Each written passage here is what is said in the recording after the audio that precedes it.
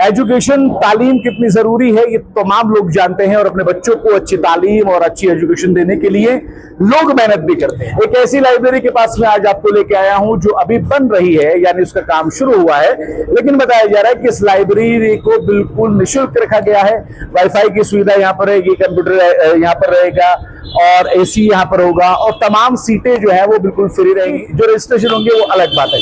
क्या खास है, क्या कुछ खास रहेगा, तनुज आईफोन वाला इस पूरी लाइब्रेरी को बनवा रहे हैं, अंदर चल के देख लें। तो सियाना में ये है वो लाइब्रेरी जो कि बिल्कुल बुगरासी अड्डे से थोड़ा आगे चलोगे, जहां पर तनुज आईफोन वाले का शोरूम है, उसी के जस्ट थोड़ा आगे चलकर आपको ये लाइब्रेरी मिल जाएगी।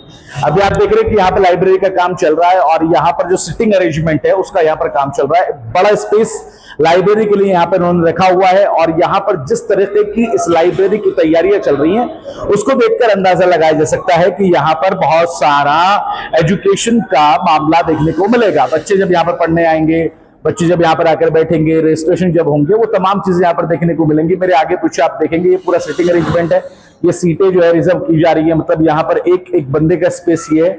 ऐसी रॉ में अगर आप देखेंगे तो मेरे ख्याल से 9 या 10 ऐसे बच्चों का सिटिंग अरेंजमेंट, 9-10 इधर, यानी इधर 18 से 20 बच्चे आराम से बैठ के यहाँ पर पढ़ सकते हैं।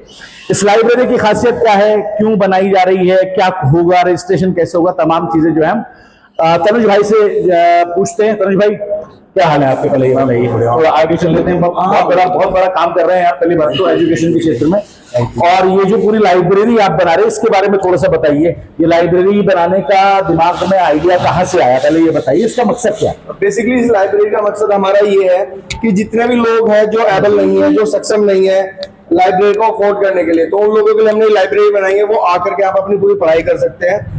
और मेरा खुशी एक्चुअल में मेरी खुशी तब होगी जब मेरी इस लाइब्रेरी से हम लोगों ने यहाँ पे जो सिटिंग स्पेस रखा है अप्रोक्स 100+ मतलब 100 से 125 बच्चों का स्पेस रखा है।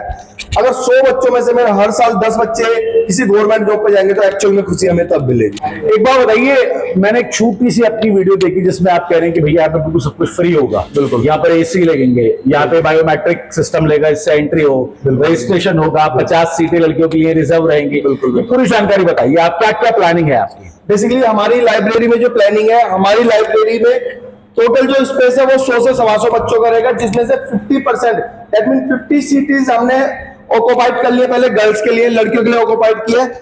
10 सीटें हमने रिजर्व की है, जो विकलांग बच्चे थोड़ा मतलब शरीर से परेशान है, 10 सीटें हमने उनके लिए रिजर्व की है।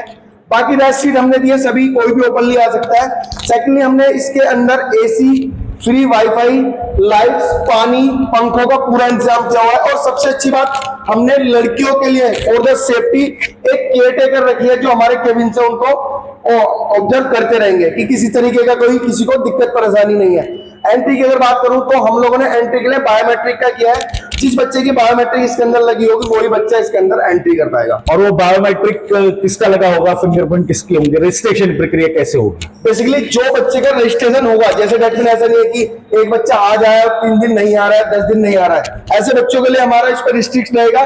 जो रेगुलर पढ़ने वाले बच्चे हैं उन लोगों का हम फिंगरप्रिंट लगवाएंगे, बेसिकली बायोमेट्रिक में उनका फिक्स कर देंगे कि ये बच्चा अपना बायोमेट्रिक लगाकर वही एंट्री कर पाएगा। फॉर एग्जांपल आपके यहाँ पे 110 या 120 सीटें बन जाती है, 50 सीटें आपने रखी, 10 सीटें आपने जो है हैंडीकैप्स के लिए रख दी अलग, बाकी जो सीटें बची वो प्लस जो गर्ल्स की सीटें हैं हैंडीकैप की।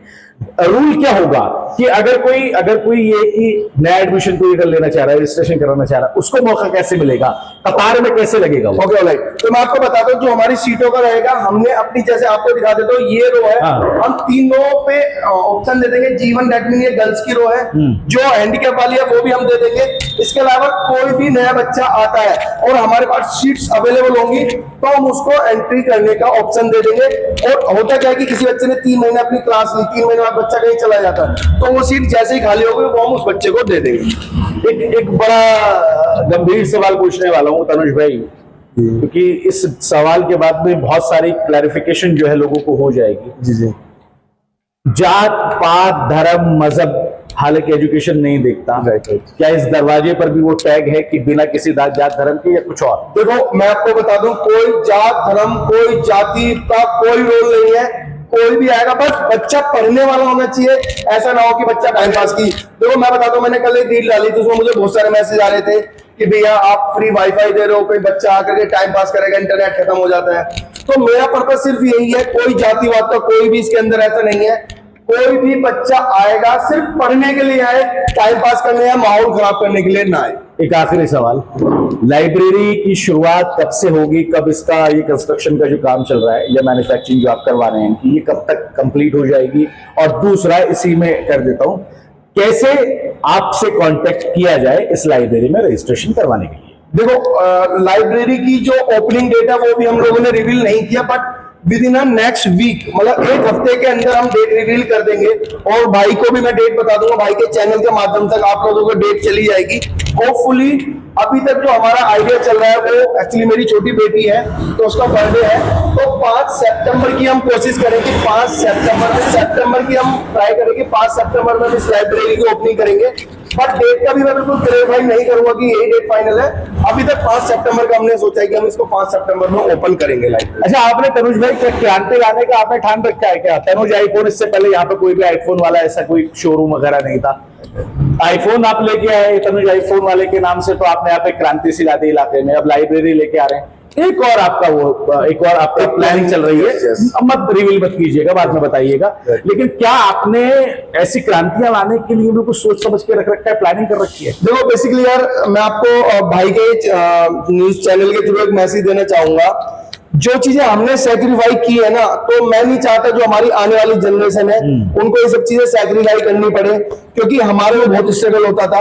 बट जितनी भी यंग जनरेशन आ रही है, लोग पढ़ाई के लिए जाते हैं, बट देखो मैं ये नहीं कहता हर बच्चा सक्षम नहीं है, हर बंदा सक्षम है। अभी भी हमारे एरिया की अगर मैं बात करूं तो बहुत सारे बच्चे ऐसे हैं जिनको एक्चुअल में वो पढ़ना तो चाहते हैं, बट फाइनेंशियल कंडीशन की वजह से वो लोग लाइब्रेरी अफोर्ड नहीं कर पा रहे हैं। तो ऐसे काम मैं कर ही रहा हूं, और आप जैसे भाइयों का साथ रहेगा, काम रेगुलरली कंटिन्यू, एक मैंने आपको बताया था रिवील नहीं करा, वो काम भी हम करने वाले, इस तरीके के 2-3 काम हम आगे भी करने वाले हैं। चलिए तनुज भाई, बहुत बहुत शुक्रिया आपका और बहुत बेस्ट ऑफ लक आपको लाइब्रेरी के लिए भी और बाकी तमाम चीजों के लिए। तो आइए लाइब्रेरी में और देखिए, बहुत अच्छी लाइब्रेरी बनने जा रही है, ऑफकोर्स फ्री है। हालांकि लोगों ने सलाह दी है कि कुछ पैसा रख दिया जाए ताकि यहाँ पर एक तरह से डेकोरम मेंटेन रहे, लेकिन जब इसकी शुरुआत होगी बाकी चीजें और आपको बता दी जाएंगी। तब तक के लिए दीजिए इजाजत, नमस्कार, आदाब।